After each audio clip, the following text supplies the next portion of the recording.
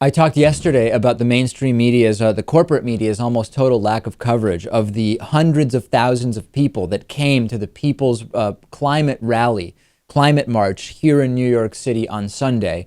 Yesterday, when I left the studio, and we're right in the Wall Street area, just blocks from the World Trade Center, I saw that there was a very heavy police presence, barricades everywhere. And as I got onto the subway, I looked up on my phone what's supposed to be happening in Lower Manhattan today. And indeed, there was another protest called Flood Wall Street, which was kind of a follow-up in a way to the People's Climate March of Sunday afternoon.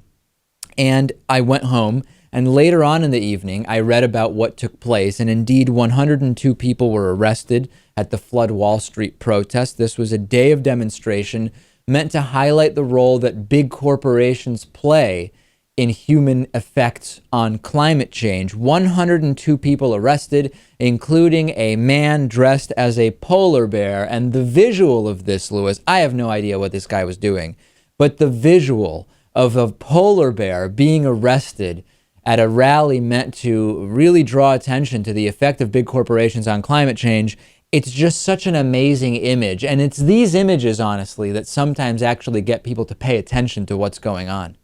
Exactly. If you are going to protest, and I know I don't protest, you may never see me in a protest, you have to do something like this because otherwise someone just looks at you and thinks, oh, what an idiot. Maybe they should be working. But if you give them an image to remember and do something similar to this, people might actually think about it. And as I walked around, our studio is inside of the barricaded area. And as I left that, I saw that there had been kind of a checkpoint set up for people coming in. And a guy actually had to show his ID or a building pass or something to prove that he was entering that area for purposes that were not to participate in that protest. Ultimately, I don't know exactly how it happened. It's very difficult to block off every single street. A big crowd did gather and 102 people arrested.